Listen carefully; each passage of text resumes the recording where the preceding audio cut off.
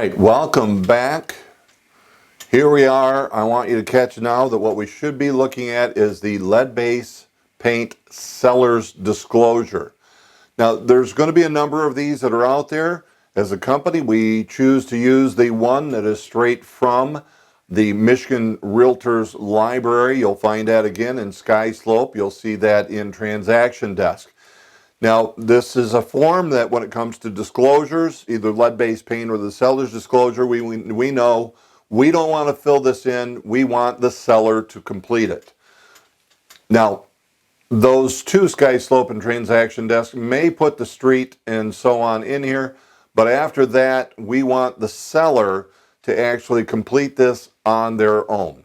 Now, you know from going through your pre-licensed training class that any home that was built prior to 1978 may have been exposed to lead-based paint.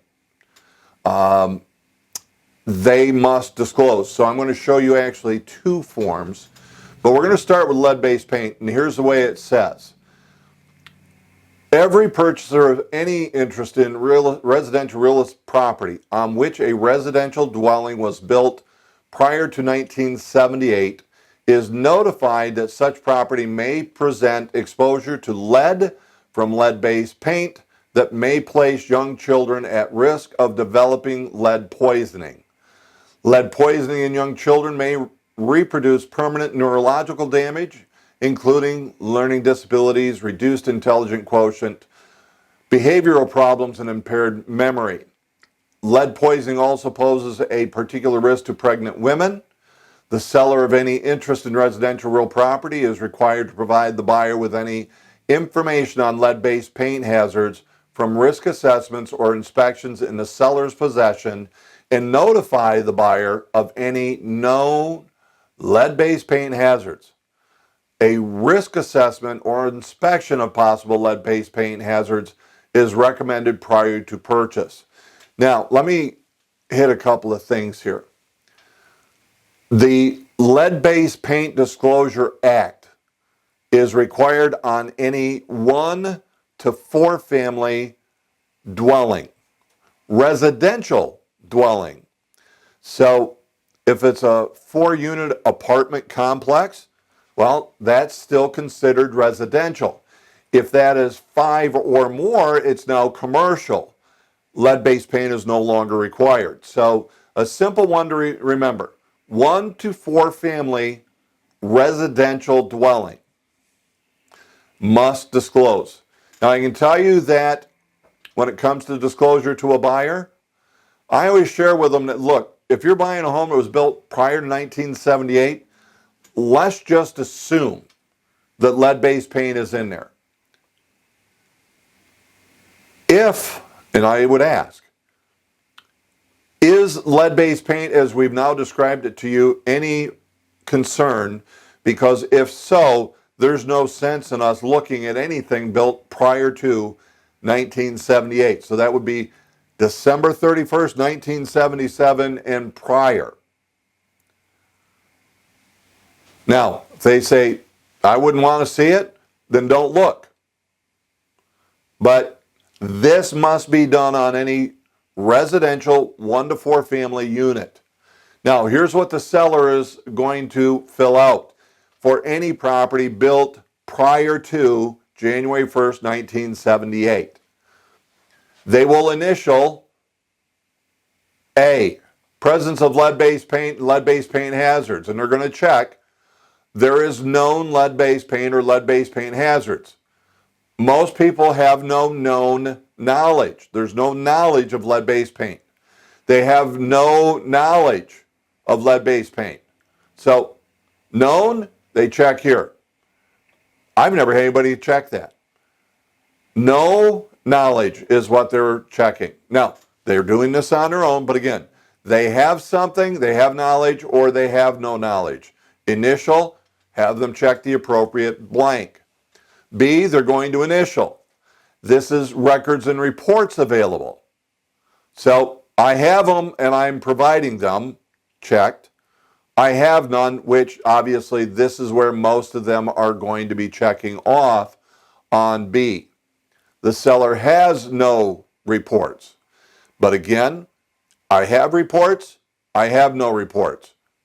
Initial, check the appropriate box. Then the seller is going to certify to the best of their knowledge that the above statements are true, and they sign and date that.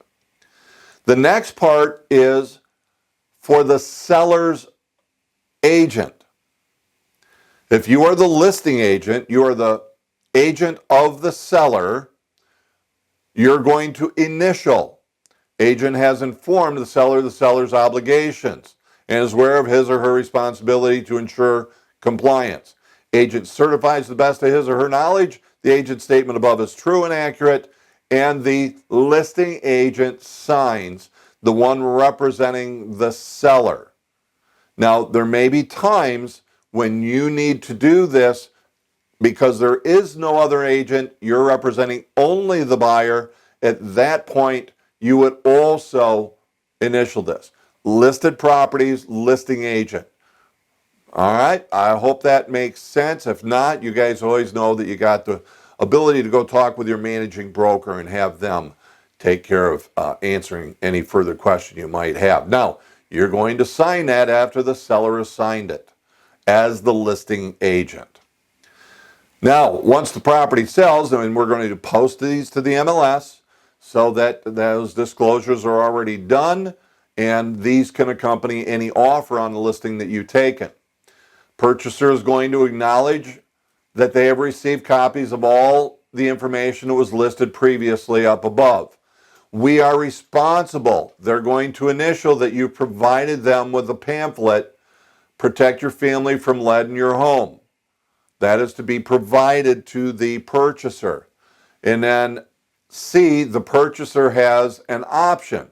They're going to initial C and check off that they want to do the 10-day opportunity for risk assessment of lead-based paint, or they'll waive it. Now, if you did what I was talking about earlier, they're going to waive it because they knew, look, it's 1978, prior to 1978, it's got lead-based paint, and they're just assuming that's it, and they're not going to let the kids eat paint chips or lick the walls.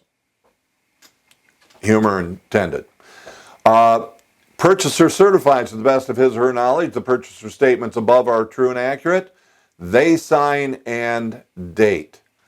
Now, there is the potential that using this form, you're going to take listings where this doesn't say anything about the house being built prior to 1978 or it was built after 1978. So, here is another form for the seller acknowledging the responsibility of the disclosure of lead-based paint. Seller represents and warrants that the listing property, the property listed, was built in 1978 or later, and that therefore the federally mandated lead-based paint disclosure regulations do not apply to this property. They're simply saying, yes, it was built in 1978 or later, therefore we do not have to disclose, and they're simply going to sign and date this, which then gives us the opportunity to tell any potential buyer that no disclosure is necessary. This is all there is because it was built after 78. So guys, now you got lead-based paint. Hopefully everything makes sense. If not, you know what to do. Talk with your managing broker. And I haven't said this often, go talk to people. See you on the next one.